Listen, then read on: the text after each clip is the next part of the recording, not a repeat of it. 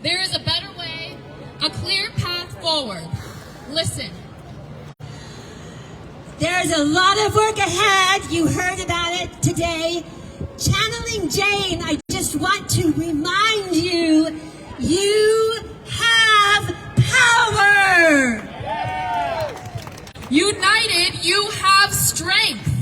Fight for your vision of your city. This is your city. You are New York. Woo! Thank you. Thank you. This will be the last speech, and then there will be some music. And please stay with us as long as you can. I'd like to thank our two Janes, Beth Griffith and Madeline Popkin. Thank you very much. Let's have a round of applause.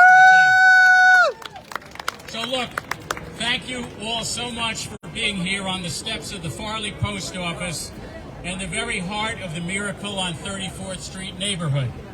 In the film, letters to Santa were filed in Manhattan Supreme Court to prove Santa's existence and let a working-class Macy's Santa go home from jail.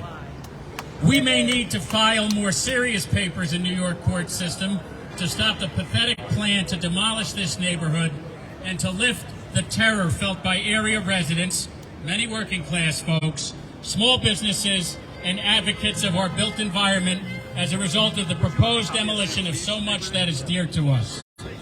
That is why we have created the Penn Community Defense Fund to help provide financial support to the litigations to stop this plan. We are here to say that notwithstanding the Empire State Development Corporation's attempted gaming of the system, we will stop this plan with the help of you, our city, state, and federal elected officials, the press, and yes, the courts.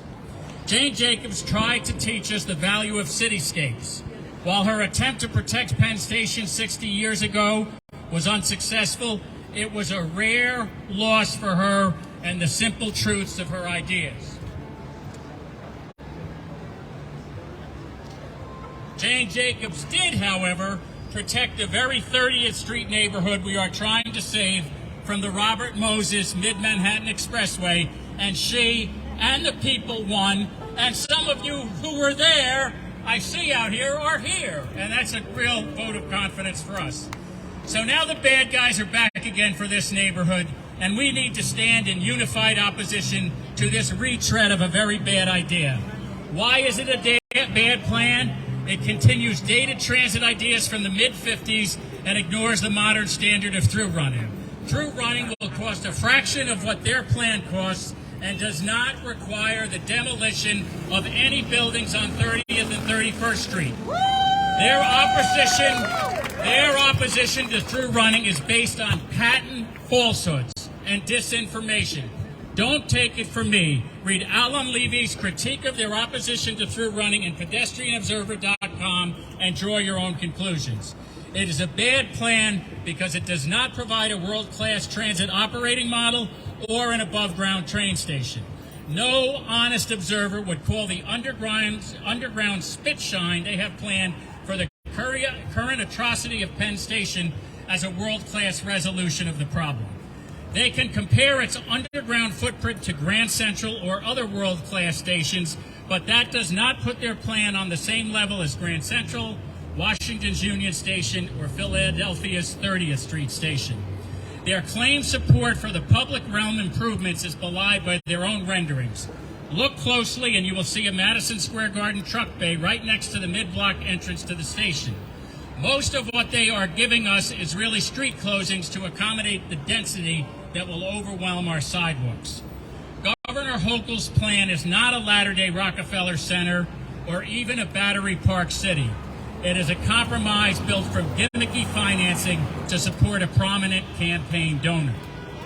Perhaps worst among many bad things, it demolishes one of New York's last truly diverse multi-use neighborhoods, mainly because it is not Park Avenue.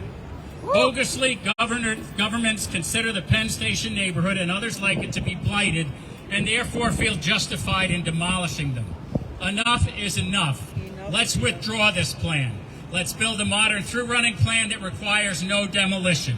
Let's build an above-ground station worthy of the greatest city on earth. Let's build with sensitivity a neighborhood that provides for the best of old and new. We don't need to demolish the neighborhood and start over. Vornado owns plenty of nondescript post-war one-story buildings. Build your unwanted and unloved buildings there. Others should adaptively reuse or restore our architecturally worthy buildings.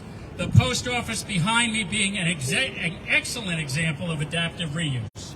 We do not need a Vornado campus. We need something more like Bryant Park and its surroundings, where pre- and post-war architecture coexist peaceably side by side.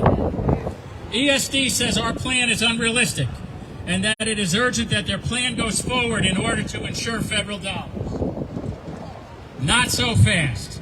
Those monies are supposed to be spent on equitable transit projects, not he and his throwbacks to the worst uses of infrastructure spending like the Cross Bronx Expressway. President Kennedy said, civility is not a sign of weakness and sincerity is always subject to proof. But since we're play acting today, I'd like to say civility is not a sign of weakness and sincerity is always subject to proof. Well, I want to see proof. I want to see proof that this plan is equitable, that through running increasingly the world standard can happen here, that the finances are sound, that the neighborhood is blighted. I have not seen these proofs from the governor or ESD, and there's a simple reason for that. They do not exist. As Martin Luther King used to say, a lie cannot last forever. We need to put all the lies about this plan to bed and see that it is withdrawn.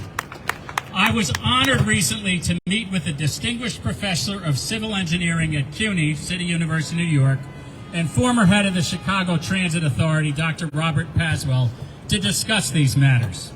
He supports high-speed rail and through running at Penn Station. He opposes the towers, but he is also a New Yorker through and through and couldn't help saying to me, accompanied by a wry smile, Jane Jacobs is missing a hell of a fight. We will do everything that we can to prevent them from knocking down this neighborhood. We need to win this battle so that we can retire these coffins to their proper uses as Halloween props.